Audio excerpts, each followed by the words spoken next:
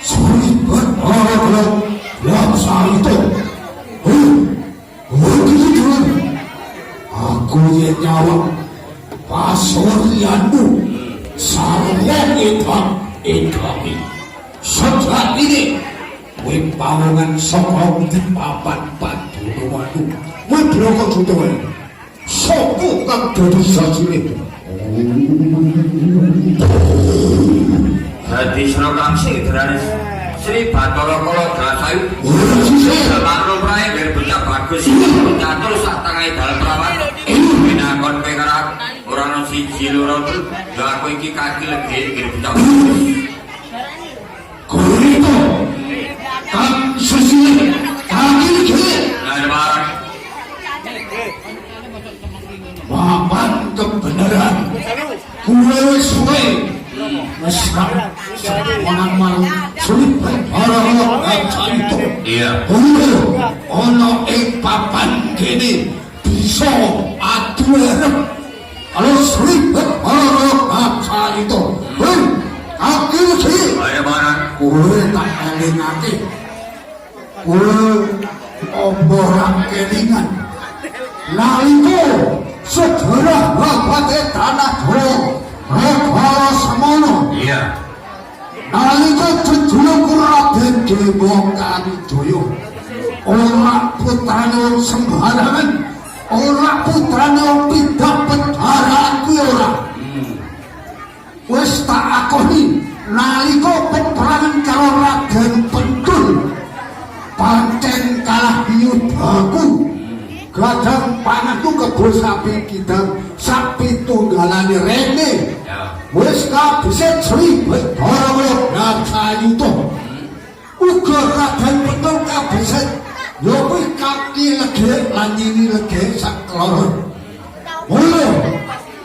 saiki ku nagih dadi gadang panganku kok wene gadang pangan titise bapak dengan ibuku dengan jangan saksi 10 dina kang duweni Sukerto 156 7 pantuk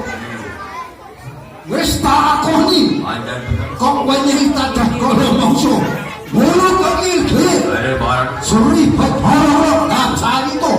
wani mlebu ing desa Prabatan Kidul kene ana ing kelompoke Bapak Gusti lan Ibu Kusmiah Bapak Gusti lan Ibu Kusmiah anggone budaya diwenehi putra putri kang aran Widya Sahiti tanpa sanak tanpa kadang tanpa sedulur nok barani unting-unting yo kene kaki iki aku sapise Magna Jabang Bali Widya Sahiti tak pamah orang bisa lebut tak gigi orang hidel kulite tak ulu orang bisa kulu apa kan pokoknya yang badanku rasanya pedes atis perih kaki sih Wibroko Sindro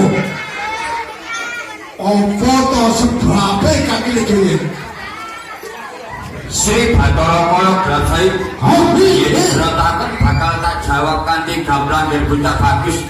nalika jeneng Raden Bima Kamejaya tak dakala masa kebo sapi tidak menyangan sapi lur Cidra taranake Sri Bathara Kala Drasayu nang dakala masa titik gamblang Ibu nanging sing lalian sing eling aja ngomong monggo Bapak Gusti sakeluarga selengan awak dhewe dipasrahke kaki legi sing gini kok isih kok kudu kowe wis isih kok tadah kala mongso kula untu dina iki anakku adol Sawitri entuk ra entuk bakal tak jaluk balik ya penjaga kaki iki barang ya bawaton bisa muter het Jabang Bali Widya Sahiti itu yo kok jaluk andai benar ora itu kok jaluk iya ulo kakek gile barang ana saranane ana tebusane apa kowe bisa minangkani bebanane Bathara Kala Gajah itu kakekku Sri Bathara Kala Gajah aku sih kakek gaya ora bakal jane kok kang dadi panjalo wis seperti aku adon sapi itu asal ayu balik ayo aja sampe ana gecelane ini ning bocah bagus aku sih luar sing kapisan busanane sing sarwa seta ya pitik putih kang mulus minangka gantine jabang bayi Widya Savitri sak banyure ori putih sak dedeg sak pelawe beras sak pitrah bumbu bawang sak cukup sak umpama Sri Bathara Kala Gajah to diwujudi ora esuk ora sore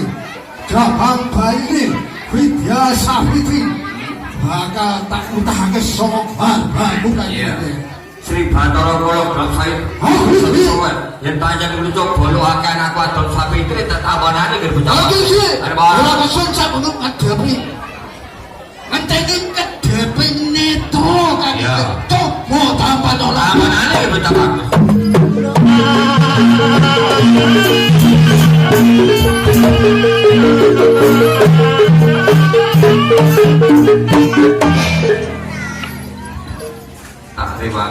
ning sore itu dhewe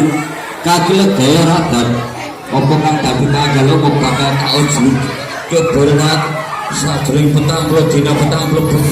yen ana bebaya saka wetan wani ganggu nyaresiku dalipun bapak Gusti bocah bagus Kok tapang. dadiku saka mutwae iki ana bebaya saka kidul wani ganggu nyaresiku dalipun ibu Gusti buka saka balik kidul ana bebaya saka Wani gaulan itu dalipun bapak Gusti aku kalau saka kidul balik ake ngalor bebaya saka kulon wani ganggu nyaresiku dalipun bapak Gusti gitu ya saka wetan Bathara Kala Gajah papat kiblat wis maju wis kedadani tatai coba mundur taman ana panjalo mikir betapa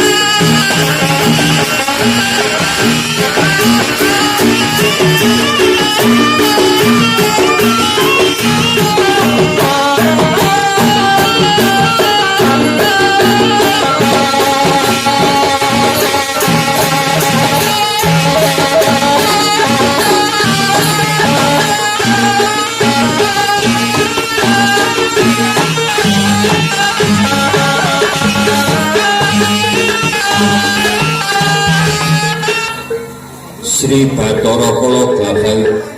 ku bakal tekan balik kidul kulon manggonanmu sangsane kali Glagah Rayu yo ki tak saone sareng dodo ateges kembang jero-jero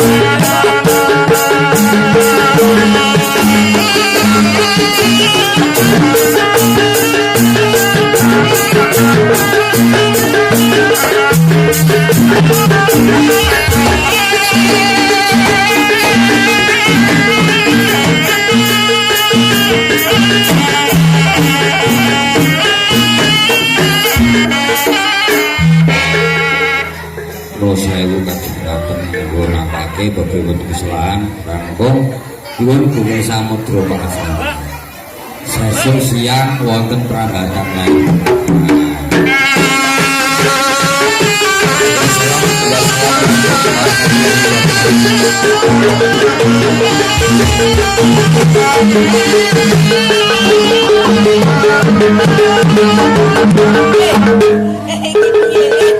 Kagem penggemar balungan Galuh Putra Boyo sesuk lawan